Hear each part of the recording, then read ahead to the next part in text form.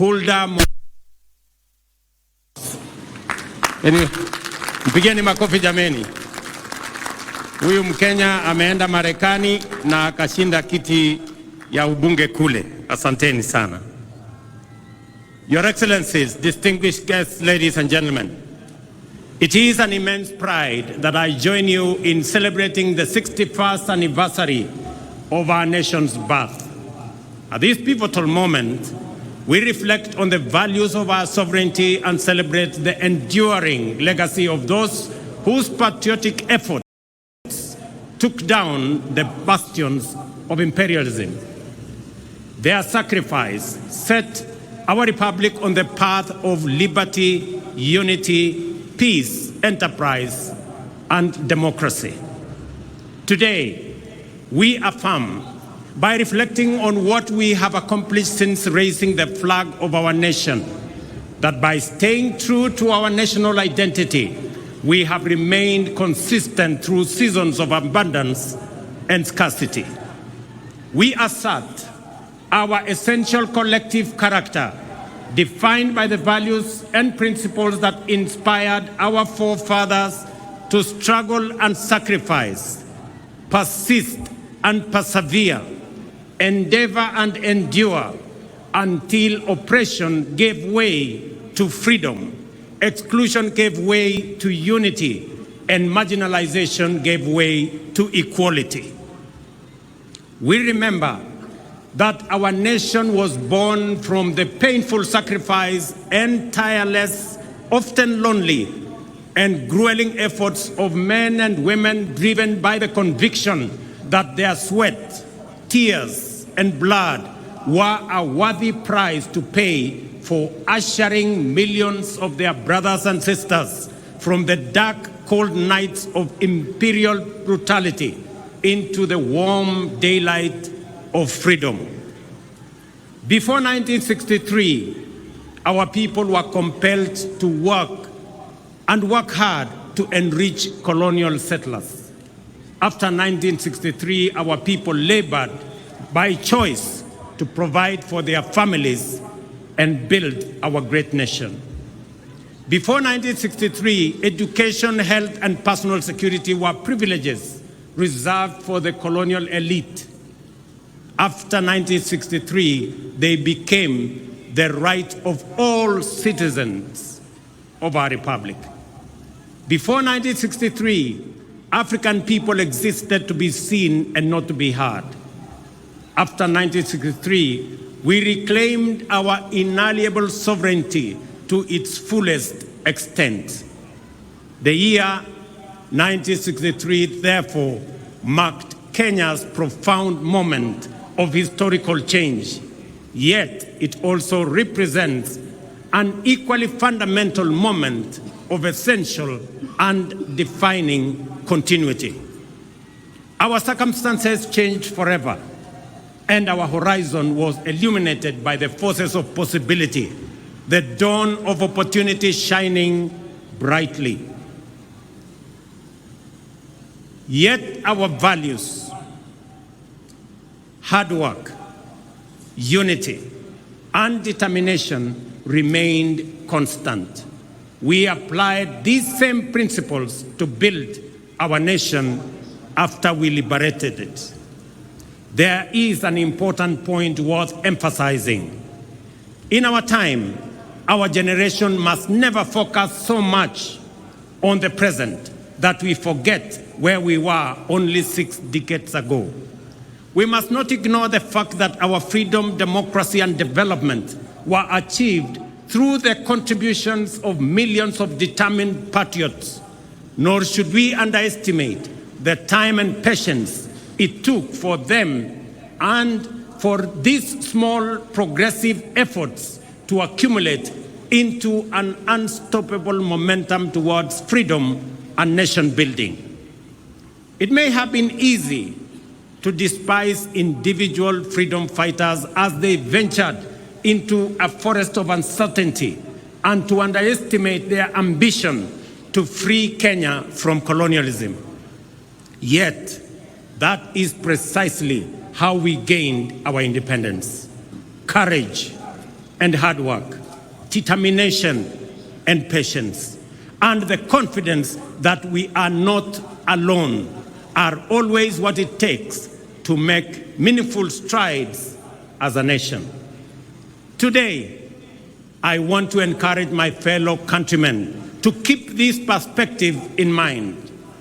As we aspire for more and better, we must not give way to despair, pessimism, or skepticism when faced with challenges, but instead forge our path forward with courage, hope, determination, and ambition.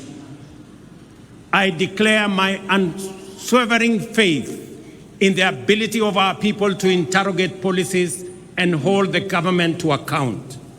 This is the essence of democratic freedom, a civic duty for citizens, a responsibility for leaders, and a necessary imperative for our success and progress. We have experienced a particularly challenging time as a people, largely owing to dynamics beyond our control, resulting in high cost of living, greater difficulty in finding employment, and fewer opportunities for entrepreneurs. Consequently, there was widespread anxiety about the economic stability of our nation, demanding urgent and appropriate interventions and effective solutions. The bottom-up economic transformation agenda was inspired by our determination to confront these fundamental challenges directly and with ambition. Our aim was first to lay the foundation for robust economic activity to generate millions of opportunities at the bottom of the economic ladder each year and drive substantive, inclusive, and sustainable growth. Our key priorities were to reduce the cost of living, stimulate enterprise, boost productivity, create jobs, foster a conducive environment for institutional and infrastructural development, and promote investment in manufacturing, industrialization, and export competitiveness. As a starting point, it was critical for us to tighten our belts and make significant sacrifices to reset our public finances on a sustainable path, enabling intensified investments in the strategic pillars of our plan and the cross-cutting enablers of rapid transformation. I acknowledge, ladies and gentlemen, the work we have done and the milestones achieved in creating the necessary conditions for progress in every value chain that support the pillars of our plan. There is a time to resist and a time to accept, a time to deny and a time to admit, a time to doubt and a time to believe. In the face of undeniable evidence, skepticism must give way to confidence, and we must reject the deceptive embrace of disinformation and fake news. The results and positive impact of our collective pursuit of fundamental economic change can no longer be wished away. Ladies and gentlemen, financial inclusion, for example, is now a reality for millions. The Hustler Fund is marking its second anniversary on a highly successful note, having empowered millions by lending a total of 60 billion Kenya shillings so far, liberating millions from predatory lenders and precarious financial situations, and enabling them to meet their needs, fund their hustles, and build their credit scores. Our ongoing conversation with borrowers focuses on concerns related to short-term duration, modest loan amounts, and the time required to increase borrowing limits.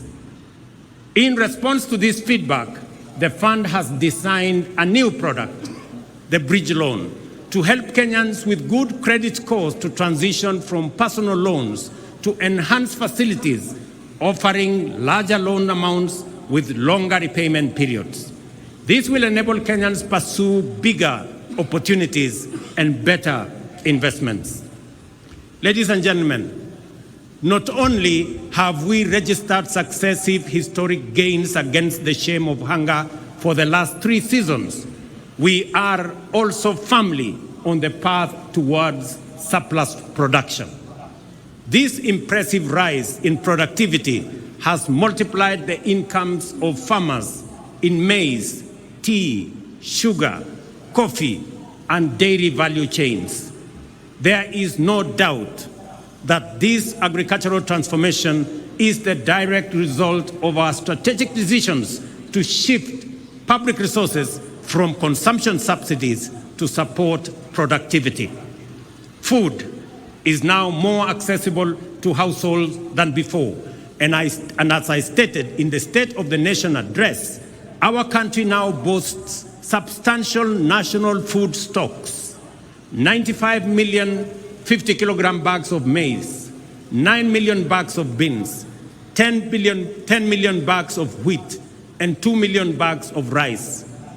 Step by step, we are building a food-secure Kenya, where every family can afford and access a meal. Farmers have brought more land under cultivation and produced more per acre than before, thanks to the timely availability of subsidized inputs and extension services. Agro-industries have more raw materials and value addition is on the rise. The agro-industrial sector is also creating more jobs each year as we gear up to compete in various export markets, driven by the expanding intra-African trade, opportunities in the European Union market and United Kingdom markets, and our growing competitiveness in the global marketplace. Ladies and gentlemen, the bottom-up economic transformation agenda prioritizes digital transformation as a cornerstone of inclusive economic growth.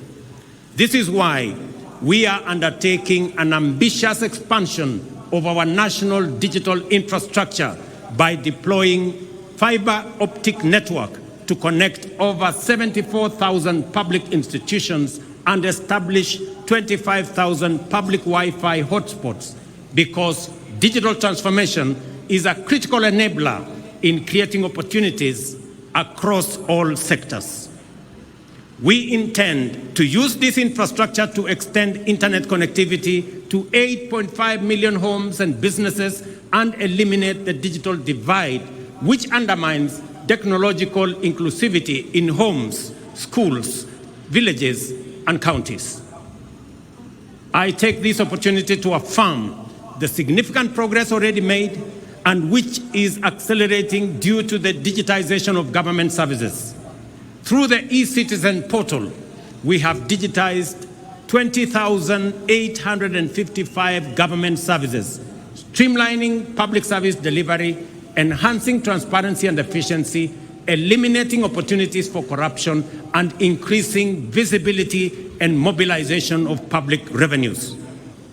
The transformative power of this single initiative to improve citizen experience with public services and enhance the government's ability to manage public resources effectively highlights the immense value of digital transformation. Additionally, our digital transformation strategy is making significant contributions to skills development and job creation. For example, Ajira and Jitume Digital are advancing our vision to equip 20 million citizens with ICT skills, fostering entrepreneurship, and enhancing inclusive digital literacy. In other words, an additional 20 million Kenyans are being prepared for higher productivity in the digital economy. We have also adopted the integration of creative industry courses into technical and vocational colleges as a reliable mechanism to build a skilled workforce. These robust measures form the foundation of our strategy to promote the emergence of a fully fledged digital economy, leveraging Kenya's position as a regional hub for software development and digital exports. These initiatives are supported by key interventions such as the establishment of institutional and incentive frameworks to promote investments, foster collaboration, and encourage the transfer of digital technologies with a particular focus on artificial intelligence and blockchain. Through these efforts, we are empowering local digital innovators and tech entrepreneurs to drive economic diversification and resilience. Ladies and gentlemen, the discourse around universal healthcare remains lively, with concerns being raised about eligibility for coverage, the capability of health facilities to deliver services, and the alignment of contributions by individuals with benefits. Under Taifa Care, our inclusive, universal, efficient, and transparent healthcare service model, we are implementing a transition on an unprecedented scale. We have successfully transitioned 5.6 million citizens from the National Health Insurance Fund and registered an additional 11 million Kenyans under the Social Health Insurance Fund. This means that in just 2 months, 11 million Kenyans who previously lacked access to healthcare services are now registered, with the registration process going full steam in every part of Kenya. I commend Kirinyaga, Nyeri, Bomet, Embu, and Lamu, the 5 leading counties so far in Taifa Care registration. At the same time, I encourage the people of Marsabit, Garissa, Mandera, West Pokot, and Turkana, who have the least registered members, to mobilize, register, and take advantage of the benefits of this transformation program. Taifa Care ensures healthcare access for all registered citizens without discrimination of whatever kind. The program has accurately determined the cost of healthcare services and products, ring-fenced resources for equipment and facility improvement, and leveraged digital technology to radically enhance the management, coordination, and delivery of healthcare, promoting efficiency, transparency, inclusivity, and sustainability. No public service delivery project of this scale and ambition has ever been undertaken in the history of our country. We are confident, however, that this will quickly surpass the 16.5 million citizens so far registered and provide all Kenyans with high-quality health care that is effective, efficient, affordable, and sustainable. Having said this, I wish to ask you this important question, each and every Kenyan. Have you registered? Nyinyi mmejisajili? Jiandikisha? Those who have registered often find that many of the issues, concerns, fears, and questions are fully addressed to their satisfaction in the registration process. I therefore encourage every Kenyan to register and enjoy the fundamental constitutional right to health care that is being rolled out. Ladies and gentlemen, after 2.25 years, the decent, durable, dignified, and affordable houses we promised Kenyans are finally here. Since September this year, 1,200 affordable housing units have been completed. Additionally, the State Department of Housing has advertised 4,888 units available for sale to the public through the Boma Yangu platform as we talk. Our goal to increase the number of mortgages from 30,000 to 1 million has now shifted gear.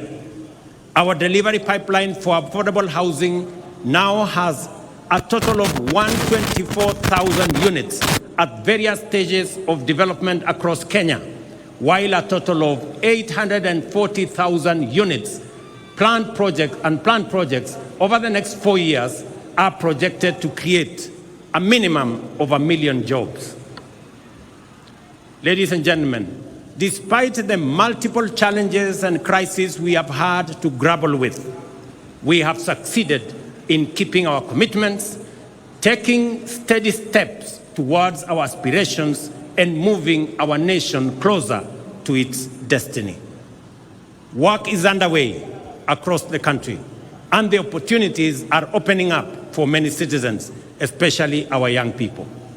Over the past 2 years, the number of employment opportunities has increased, with new jobs for teachers, agricultural sector workers, healthcare professionals, building and construction, seafarers, and outside Kenya under our labor mobility program.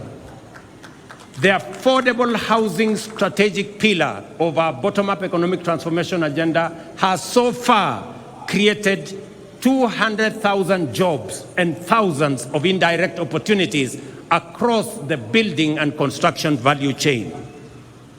The universal healthcare coverage pillar has engaged 107,000 community health promoters alongside other healthcare professionals employed to support our vision of a functional national healthcare system. In addition, jobs will be created in healthcare innovation, service delivery, and ICT support for digital health system that we have rolled out, unlocking opportunities nationwide. Furthermore, we have recruited a shortage problem and moved the national teacher to the United Nations recommendation of 1 teacher for every 40 learners. This December, we are hiring an additional 20,000 teachers, while our rejuvenated micro, small, and medium enterprise sector has generated 840,000 jobs this year.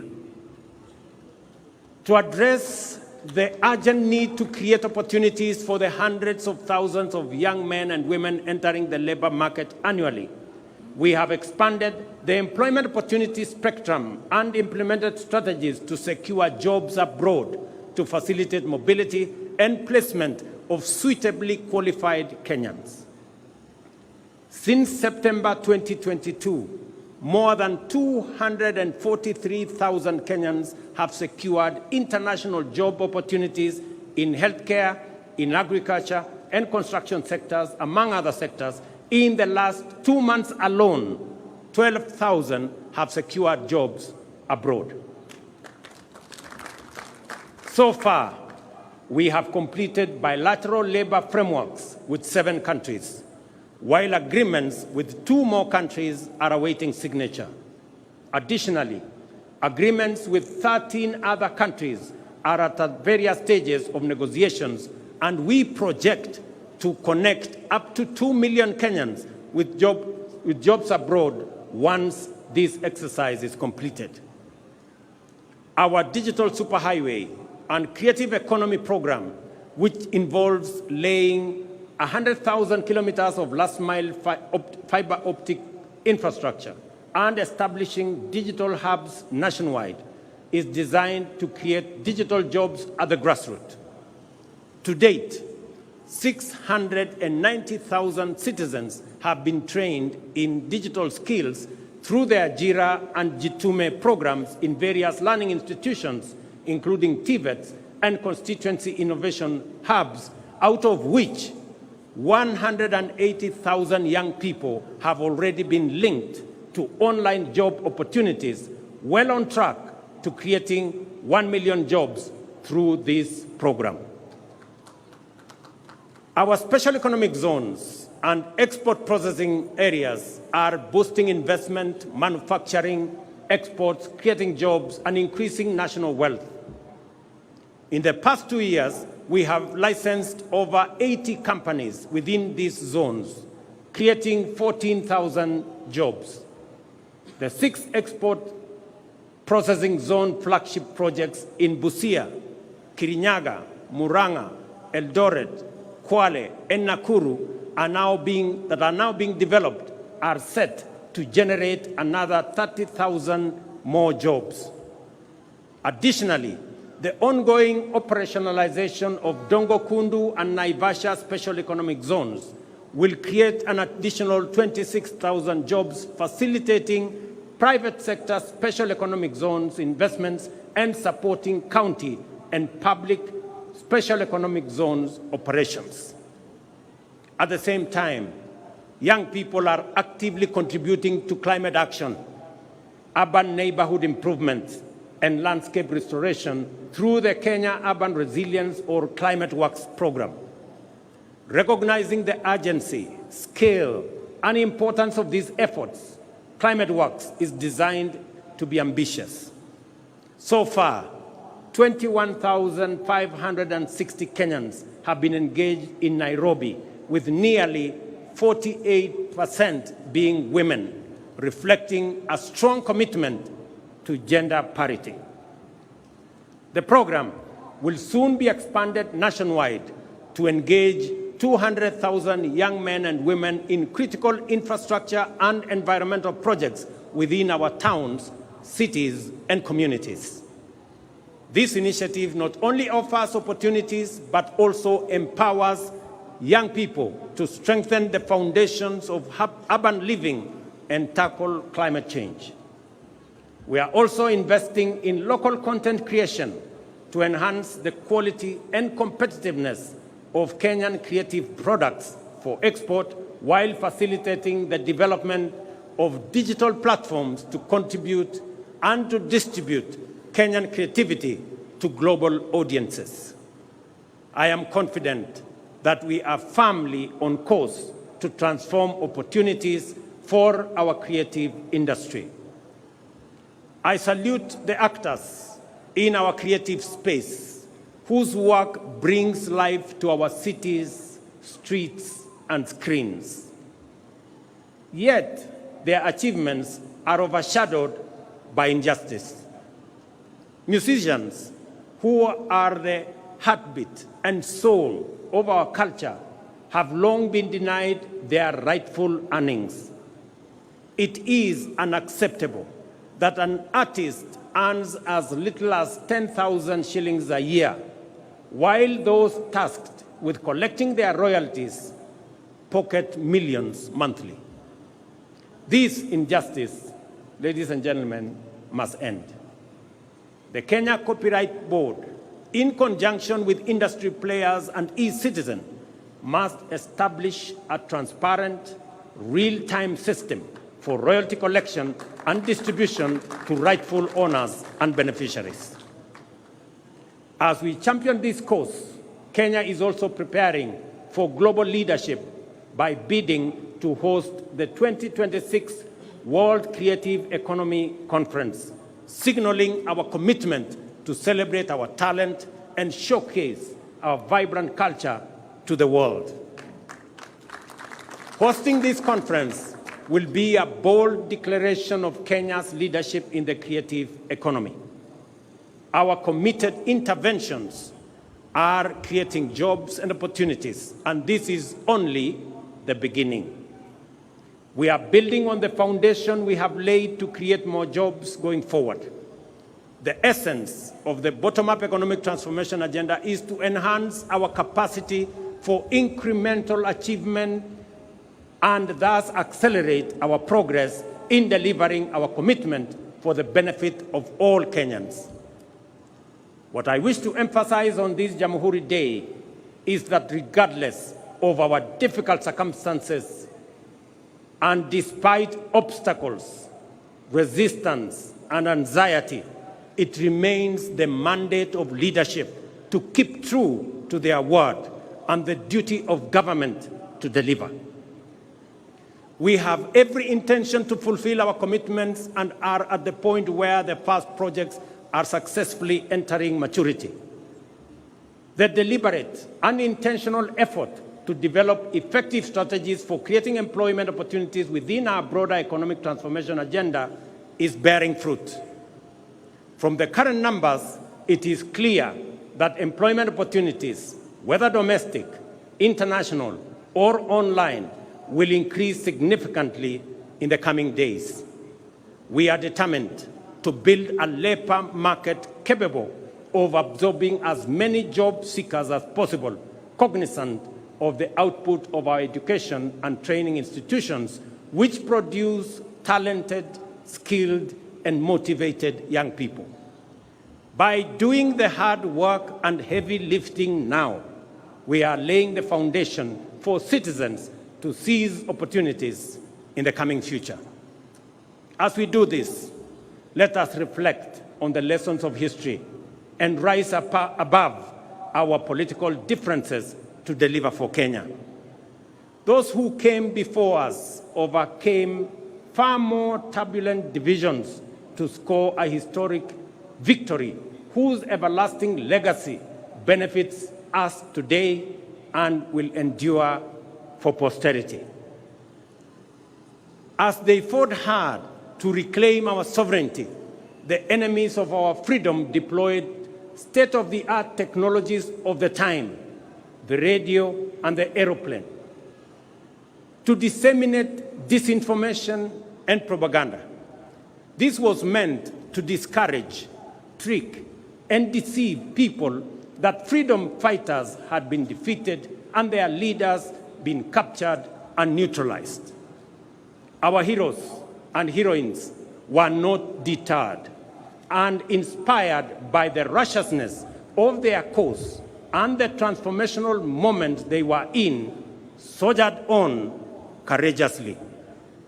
On 12th December, therefore, every Kenyan witnessed their vindication as our majestic flag rose, and collectively we reclaimed our proud Jamhuri. Jamhuri Day is also a moment for Kenyans to expose the fake news aimed at discrediting our ambition, sabotaging our hope, and seeking to dampen our resolve. I have no doubt that the national economic transformation agenda will succeed and deliver for the people of Kenya. I have no problem with discourse, criticism, and alternative proposals. In fact, I welcome them and listen to feedback in order to learn, improve, and become better. At the same time, I see clearly that a lot of what passes for fact are actually falsehood, and that most opposition is based on inaccurate representations and sometimes outright disinformation. We are at the stage in our social development when digital technologies have immense capacity to amplify disinformation, magnify fake news, and distort facts beyond all recognition. If we give in to these emerging negative trends, we shall pay with our freedom, democracy, and development. I therefore urge all Kenyans to participate fully in our democratic discourse, even as we work hard in nation building. At all times, let us endeavor to engage on the basis of truth. Failure to do so will take us down the path of negativity, tear us away from the values we cherish, and turn us into a people estranged from unity, who sabotage development, undermine democracy, and destroy our republic in pursuit of political expediency. When we say that the cost of basic commodities has come down, it is a fact. When we say that inflation has come down, it is a fact. When we say that our farmers are producing more and better, it is a fact. When we say that Kenyans who have registered for Taifa Care are receiving better services than before, it is a fact. We encourage everyone, including our critics, to engage on the basis of facts and the truth. If some of us persist in the culture of reckless negativity, for how long will cynics mobilize Kenyans to deny facts that they can feel, that they can touch, and they can see? What will they say in a few weeks' time when we begin to give keys to new homeowners of our affordable housing units? What will they say at the thousands of plumbers, electricians, teachers, health workers, building and construction workers, digital workers, and many more who are already at work, including the 300 young men and women who yesterday were flagged off by my deputy to go and work abroad, joining thousands who are already abroad. Ladies and gentlemen, I am confident in the future of our nation and the capacity of our national transformation agenda to deliver, because I appreciate the strategies we have put in place, the work underway, and the commitment of our people and their motivation to make their contribution. I count myself as one of the many millions of Kenyans who want the best for our nation and all its people, and are committed to putting in the effort required to make our dreams come true. We are driven by strong hope and unwavering optimism, as well as unfailing desire to reach for a better tomorrow. It is confidence based on understanding, hope built on truth, and optimism that stands on the firm foundation of facts. We must do all we can to maintain the essential character of our republic as an open and free democratic society. This implies that we must also do all we can to ensure that our political competition and rivalry never degenerates into contest to assault democracy, oppose development, and demoralize the people. We must remember that whatever else sets us apart, we are united by a desire to achieve the best for Kenya and its people. With this in mind, we must promote inclusion and broaden our platform for collective engagement to allow articulation of diverse viewpoints and the expression of fresh, new, and bold approaches. To be transformational, we must be ready to transform ourselves and our strategies on a continuous basis. I will continue to reach out to Kenyans of all walks of life, regardless of the ideological persuasion, to maximize the cross-pollination of the flower of our republic and guarantee robust seeds for future seasons. You must never underestimate your power as citizens and your ability to create positive change individually and all of us collectively. Over time, we have made gradual and steady changes to many of the economic development strategies in order to take on board feedback from the people. In fact, the bottom-up economic transformation agenda has inbuilt mechanisms to improve on the basis of this feedback, because we recognize that as leaders, every day of work is a day of learning from the people, and that every good idea must always give way to a better one. Listening, therefore, is a primary component of effective leadership, and national transformation is a collective enterprise of all citizens. I am grateful to distinguished patriots who have demonstrated outstanding leadership across the political aisle for the spirit of goodwill in which we have engaged to address critical national issues, including resolving the inclusivity challenge by formulating the broad-based government. I also appreciate the good wishes, encouragement, and support from leaders with whom I continue to discuss matters of importance to our nation. I am persuaded that together we can achieve much more and much sooner for Kenya, and that the future of our dreams is now within sight. I readily concede that we are yet to reach the destination of our aspirations because we have not yet delivered fully on our commitments. But having said that, it is also a fact that we are no longer where we were a year let alone 2 years ago. We have moved beyond pledges and commitments and are now making progress in our implementation strategies. There is now sufficient evidence of undeniable character that together the people of Kenya are hard at work to achieve their shared vision of a nation transformed.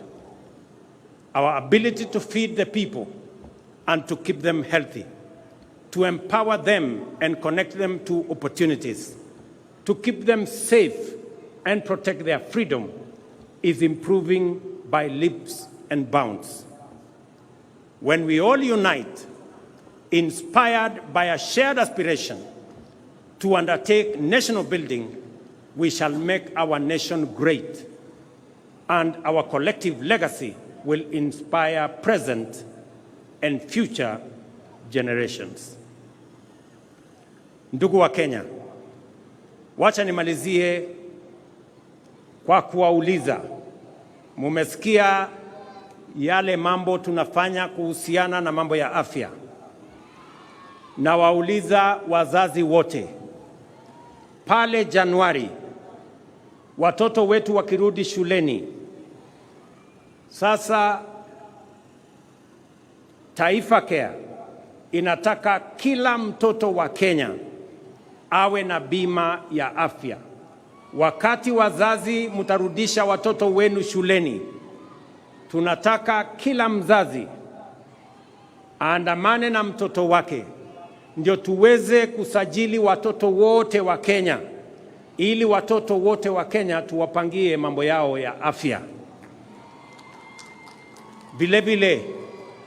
Vile nimesema, tutazidi na kujenga daraja ya umoja na ushirikiano kati ya Wakenya wote kutoka sehemu zote, dini zote, vyama zote. Tuungane ndio tuweze kushughulikia mahitaji na mipango na maendeleo ya taifa letu la Kenya. Ndugu wa Kenya, nawatakia Krismasi njema na mwaka wenye mafanikio makubwa sana wa 2025. God bless you all. God bless our great country Kenya. Asanteni sana. Asante sana.